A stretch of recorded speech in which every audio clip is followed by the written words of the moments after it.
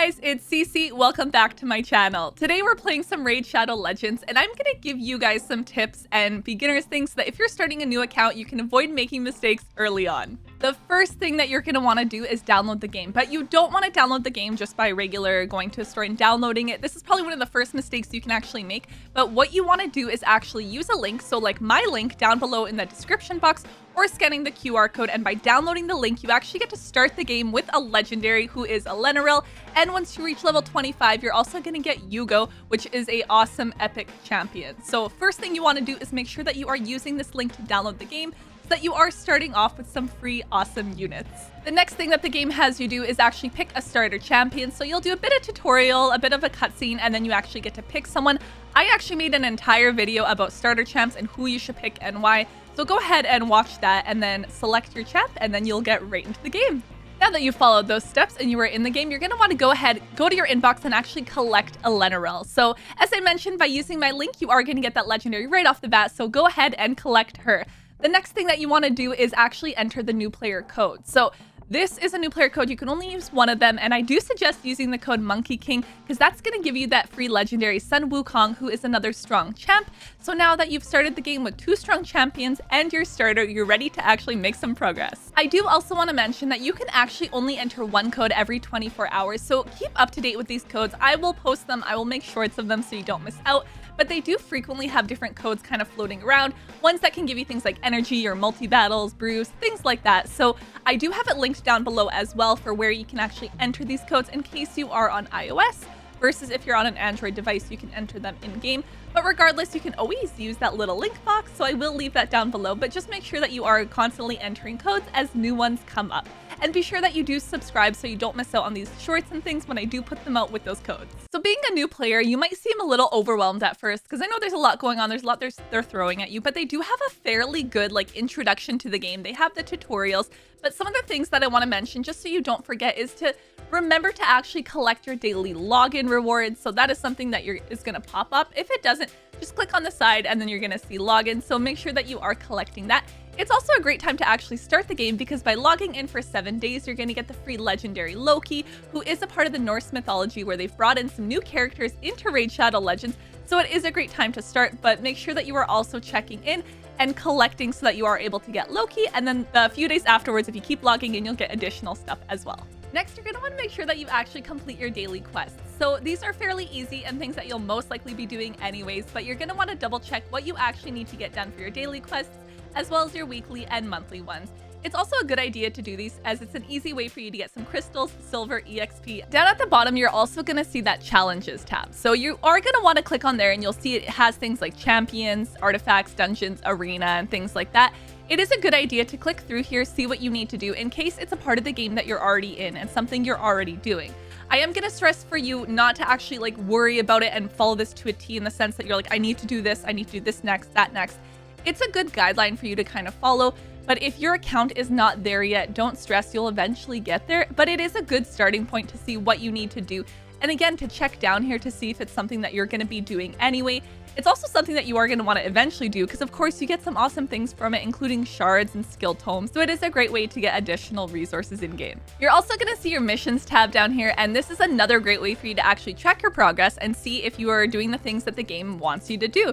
So you'll have your progress missions, and like I said, if you get lost in the game or you're really not sure what to do next, check down here and also follow along with this so you don't go too far ahead and you don't have to redo things that you may have already done. So for example, at my level, I've already done some summoning, but you'll see it requires me to actually summon champions. So that's a great example of something I've already done, but it is going to make me repeat it. So be sure that you are double checking here, and this will kind of keep you along the track of things that you should be doing or what you should expect to be kind of doing next. One of the next most important things I want to stress is actually joining an active clan. You're going to want to join an active clan so that you can participate in things like clan quests, but mainly the clan boss, as this is where you are going to get some really good premium resources later on in the game. So you can always start off with an active clan and make sure you're using your keys to actually fight the clan boss if it's on easy mode initially, but as you go through, you get some really good resources from there, especially as your account grows and you're able to attack the clan boss on a harder difficulty.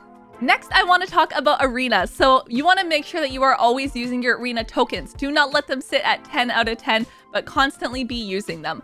One of the easiest ways to do this is to actually set up a very weak defense. When I say weak defense, I mean simply put one champion in there and that's it. Keep the other 3 slots blank. So by having a 1 champion defense, it's going to keep you lower in the ranks for arena, which will make it much easier for you to actually farm it. And you're not going to go up against people who have such a strong power that you'll feel like you can't battle anyone on the list. So if you do come across it where, say you fight a few and they're too strong, just wait for that free refresh and then keep doing that. But by having the 1 champ defense, it should keep them low enough that it makes it easy for you to be able to farm it and consistently use your arena tokens.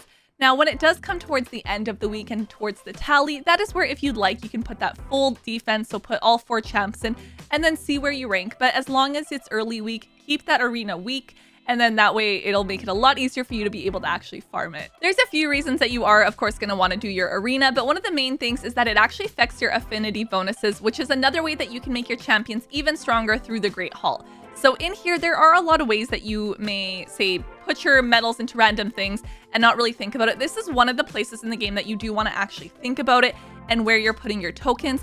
So one of the missions, so I did talk about those progress missions, is actually going to have to do with this, and it's going to force you to put certain medals into certain slots. So again, it's something that you can wait to see what it asks you to actually do before you go into there. But I do think the affinity bonuses is going to require an entire video on its own, but it just gives you a sneak peek as a beginner player. One of the reasons you want to do arena is to get your medals for this. Next, let's talk about the campaign. So this is a great place to start as a new player. If you do want to get 3 stars, you do need to use just 2 champions. So even later on when it asks you to use 3 or 4, you only need 2, and that's how you do get the 3 stars.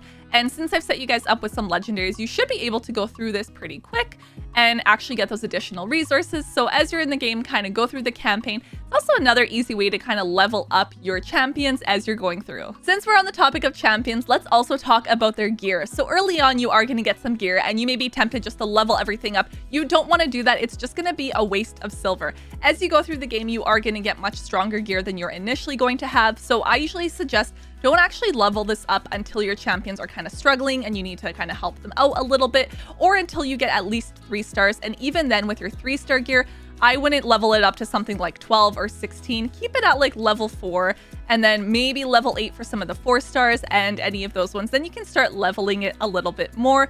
But something else you want to keep in mind is as soon as you hit level 5, you're going to unlock that instant upgrade. So the instant upgrade is going to make it a lot faster for you.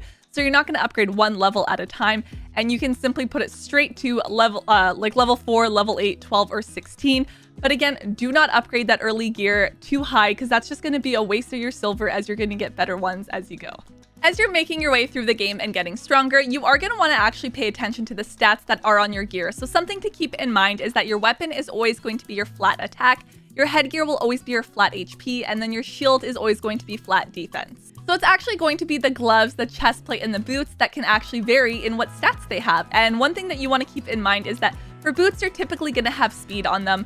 99% of the champions are going to require speed, so typically boots will be at the speed stat. It is going to be the gloves and the chest plate that are going to vary, but you're going to want to avoid flat stats on these ones. So if you can get percents, whether that's HP percent, attack percent, crit rate percent, depending on the champion that you are going to be putting the gear on.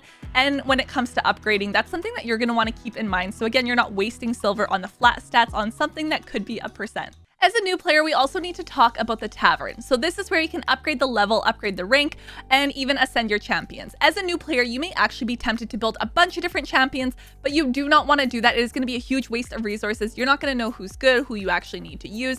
Especially early on, you're not going to have enough resources to be able to spread across a bunch of different champions. So you really want to focus in on things like your starter or like the legendaries that I told you guys about in the beginning of the video. So something else you want to make sure you don't do is don't just feed all your champions. You don't want to accidentally be eating some of your stronger champions, so you're only going to want to actually use your weak ones just in case you feed something that you may need later on. So one of the best ways to actually upgrade the rank of a champion is by leveling up fodder. So fodder is the easiest way that you can do this. You can take a 2-star, make it into a 3-star, and now it's food. Or take a 3-star you're not going to be using, leveling it up to a 4-star, and then using that. So with my Kyle, for example, he's only 4 stars right now.